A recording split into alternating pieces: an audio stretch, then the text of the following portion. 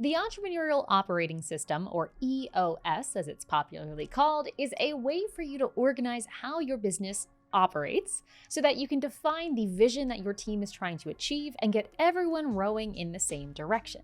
And while this sounds great, and many teams across industries and continents have found EOS to be incredibly helpful, one of the challenges or popular criticisms of EOS is the amount of information and data entry involved in actually bringing EOS to life. Because of all of this data entry required to run your level 10 meetings, to track your VTO, to go ahead and IDS everything, because of all that data entry, a lot of folks will just kind of abandon EOS, viewing it as something that's too complicated to apply inside their smaller business. To solve this challenge of administrating EOS, there has been a rise of software purpose-built to help you keep things organized. The biggest player up until recently was 90IO, and then EOS 1 this year came out to help you organize all of your EOS festivities. However, in the real world, both of these pieces of software really struggle in reality. I've seen it myself, having worked with over 1,700 teams on implementing their work management systems. And what I find is that with 90IO, EOS 1, and all of the other comparable tools out there, we end up having this silo effect. We've got our EOS stuff over here, which only management looks at, and then we've got our other tools over here that all the team members are looking at. And there is no meaningful connection between those two silos of information. So despite the fact that we've got this fancy software helping us administrate EOS, all it does is give us a prettier place to do a ton of manual data entry because everything is so separate. However, it's my belief that this silo-based reality is not doing yourself as an EOS administrator or your team any favors. There's no reason our operating system should be separate from how we're actually operating, right? Specifically today, I'm going to talk about the work management software called SmartSuite, who's also the sponsor of today's video, which is basically like a spreadsheet on steroids with a pretty interface and way more features than that, and use this software to build both an EOS implementation area and a task management or normal work area, and have it all connected inside of one platform. Because we've already covered the task management and work management features of SmartSuite on some other videos up here, I'm going to be focusing today specifically on the EOS implementation side, basically the features and functions that allow us to replace something like EOS 1 or 90IO. As we dig in today, I'm going to encourage you, if you haven't already, to use our affiliate link below this video to actually sign up for a SmartSuite account. You can use their free plan and recreate just about everything I'm going to be showing you on the screen today, so there's no harm in actually digging in and checking it out for yourself. Once you are inside the home area of SmartSuite, you're going to want to go down to Add a New Solution and choose the template that's called EOS Program.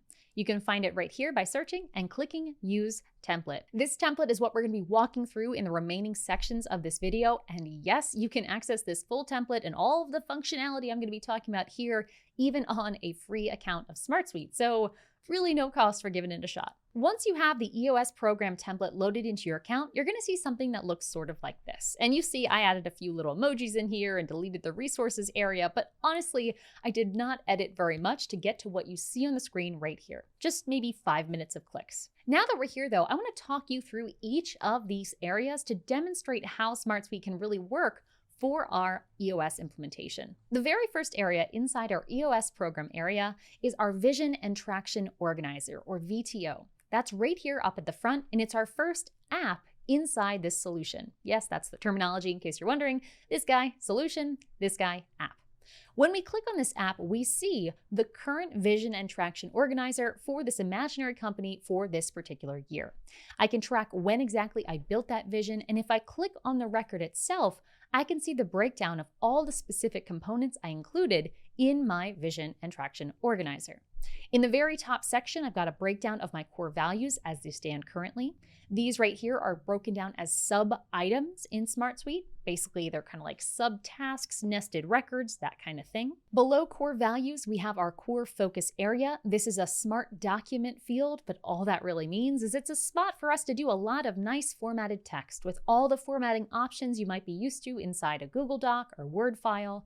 And we can even focus in on this if we want to blank everything else out and just focus on writing out our core focus inside this seemingly endless doc. When we go down below this core focus area, we have our marketing strategy, which is pre-populated with the prompts that we all know and love from inside EOS. When we scroll down below that, we see our 3-year picture where we can give ourselves certain dates and outline what we expect that reality to look like. Each of these document area fields that you see here are set up to have default values with all of these standard EOS prompts, meaning every time we create a new VTO, all of these prompts will be repopulated into it without us having to go and do copy and paste. Ooh, quick reminder, if you are enjoying this video so far, please do like and subscribe. It costs you nothing and it's like a payment for this free video that helps this content show up to other people like you. I'd really appreciate it. And with that, back to the video. Below that, we have attachments, and in summary, this creates our VTO record. As we realize this ambition, we can go ahead and change the status of this or create a new record, a new entry for the next period of time. But that's our VTO area and our very top of our EOS program. To the right of that, we have our 1-year plans, because VTO is great, but we probably want to narrow it down to a more concrete reality, which is where the 1-year and the 90-day apps come in. In the 1-year plan area, each record here represents a different 1-year block of planning. So the very first one we have is company-wide. So for 2022, the company-wide 1-year plan is as follows. We've got our 1-year picture, we've got attachments, and we've got links out to departmental plans. What are those departmental plans? I'm glad you asked. If we go down into this departmental section, which is a category we have things grouped by over here, we are going to go into the marketing plan for this year. Inside here, we've got standard fields as you would expect, like when did we create it, what time period is this for, and then we've got the 1-year picture for this particular department. And if you notice to the right, we have attachment areas where we can add in our focus themes, our budget and cash flow, and our roles and responsibilities as attached files if we want. If we prefer not to have anything outside of SmartSuite, we could also set these up using linked records.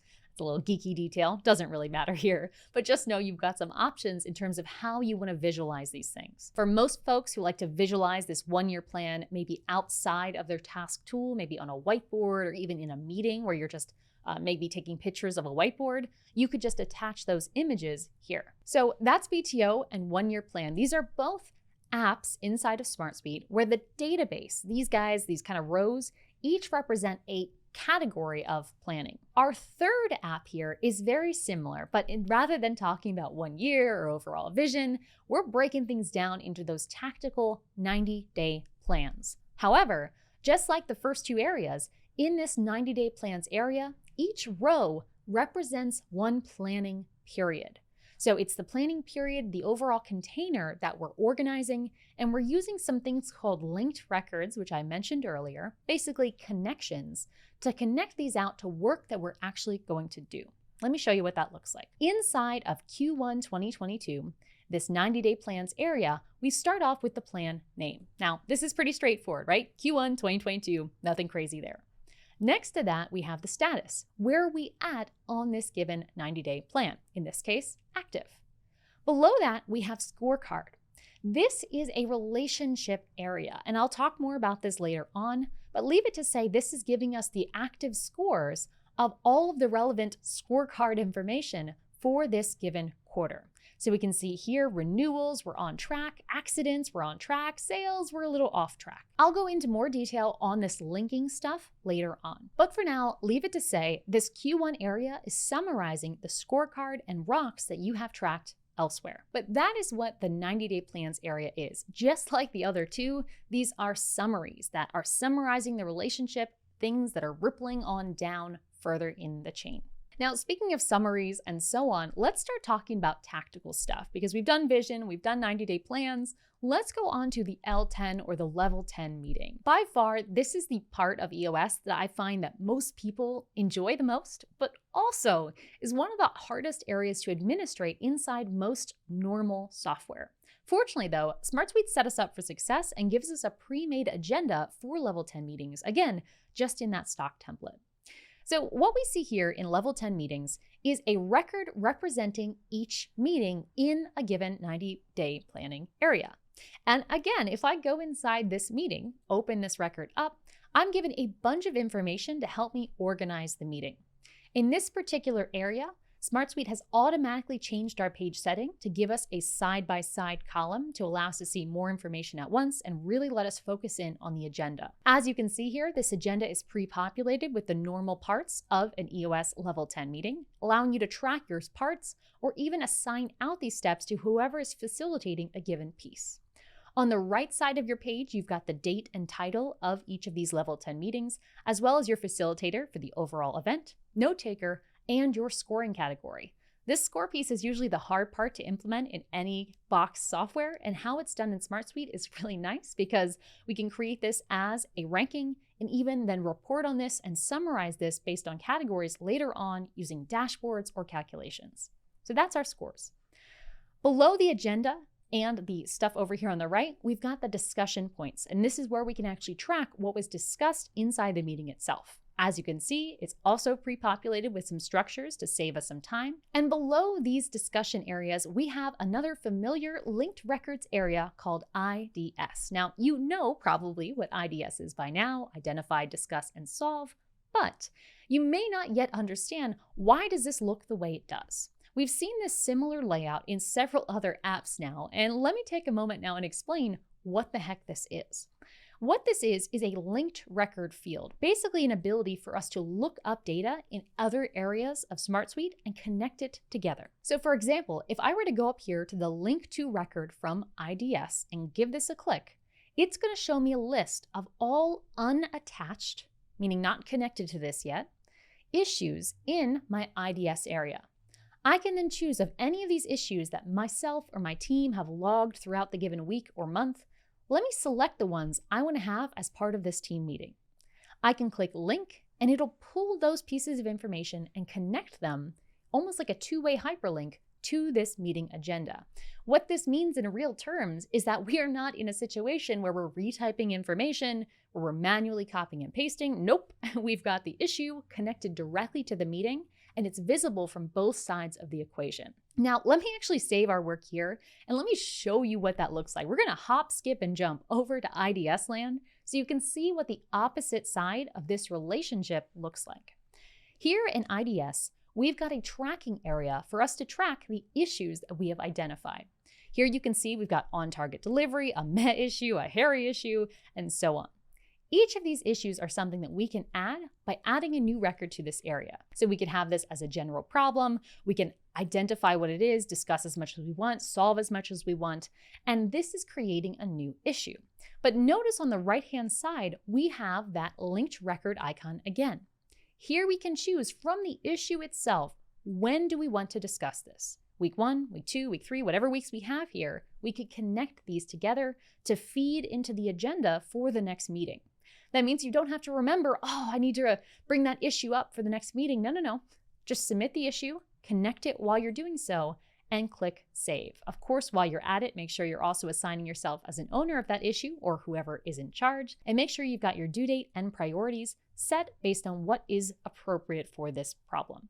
Once you click save, this issue is going to be logged, added to the relevant week, and connected back on that agenda. So if we go back to our level 10 meeting, look at our week 1 agenda, and we scroll on down, there we go. We see our general problem we just created showing up dynamically in real time. That's the power of the linking. It's like a supercharged lookup field in Excel and way more powerful and pretty than what your spreadsheets might be able to do. Now, one thing I want to highlight about IDS being inside of SmartSuite here is that SmartSuite itself isn't just for EOS implementation. Because right now, I've just been showcasing how similar and how much SmartSuite can replace 90 or EOS 1. But it can also do a lot more. So just to highlight some of these things, I mean, you could have SmartSuite manage your content marketing, your employee performance, your HR, your help desks, your personal life. And all of these things can happen inside of SmartSuite, and we have a whole bunch more videos about that up here. But why this is important is because when it comes to tracking issues and making sure they're lined up into your meeting agendas, how convenient is it to have the tool that you're already in every day be the same spot you identify issues for the meeting for the level 10? It's not another step. It's not another place. It's right there where you're already working. I feel like I need to make some kind of joke here about how EOS loves traction, but when it comes to the friction of using their software, it's just ridiculously high. We do not need so much friction in order to make EOS work. We can make the administration of EOS easier and still have EOS work for us. And I think IDS, by being right here, is a great demonstration of this. We could manually or using automations fill up this IDS area without having to leave the tool we're already in to get our work done. Now, that's my soapbox about friction, so let's move on to the two other areas here, Rocks and Scorecard. These areas, similar to IDS, are databases that we're connecting to throughout our 90-day planning and our level 10 meetings. Over on Rocksland, if we just go one to the left, we have a log of all of the major rocks in our business or in our organization. These are organized right now by the 90-day plan relationship, meaning whatever they were related to up here, that's the categories. So in this case, Q1 2022 is our category. And below that grouping, they are grouped by the type of rock. So are they a company-wide rock, such as these ones here, or are they a departmental rock just for a certain department of the company? The result is that you've got a very calm and non-overwhelming view, which is a nice contrast to some of the EOS software out there where it's just really technical and it basically just looks like a glorified spreadsheet. In addition to just this default grouping sections, one thing I would suggest implementing here is to utilize a spotlight to make sure that we're highlighting stuff that is falling a little bit behind.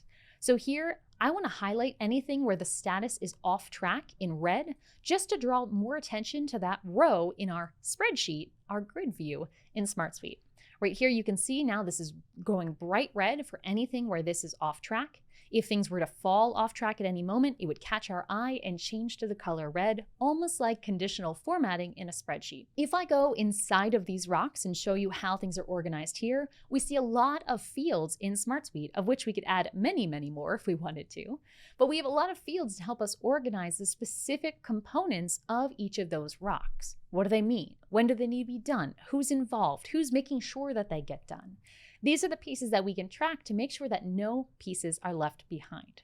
One thing I personally like to do if I'm using an EOS-based system is to go a step further and also connect these pieces out, these rocks out, to our actual tasks that we're tracking elsewhere.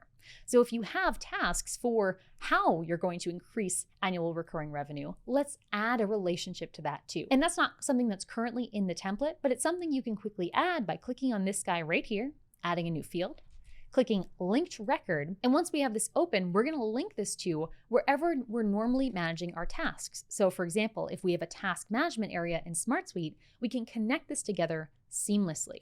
This is one of the advantages of having everything in the same software. We can make these kinds of connections and have it be quite automated of, okay, what are we doing to increase revenue? Maybe for some reason, birthday cards or taking out the trash. That's just what I have in here. We can make that connection and track the progress of things automatically by linking everything together. No more is it dozens and dozens of silos in different software. It's all connected together using these links, which we can use for automations and emails and all sorts of fun things once we have these things networked together and not just relying on our memory to remember how things relate to each other. Why this is great beyond just the silos piece is that when I'm in, say, the take out the trash record here, the task, if I scroll down, I'm always going to be reminded of how this task, this action, relates to the rocks of the company or the overall VTO of the company. In fact, if this was inside my account, I might even drag up this linked record all the way to the top of my task management area, so that way everyone on the team,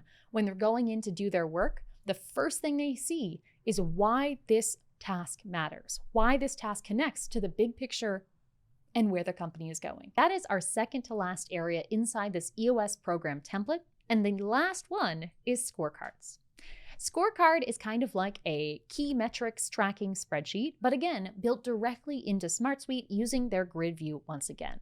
And I guess I should say, I've been using grid view a whole lot inside this tour because I'm a little bit of a spreadsheet geek and I like to see things that way, but just know that's not the only way to view this data. You can view it however you prefer to see things. For example, if you like to see your level 10 meetings on a calendar view, feel free to do that. I'm just sharing things how I prefer to see them, so I apologize if this is too gritty for some of the rest of you, but humor me here. Let's get back to our grid view, and we've got our scorecard.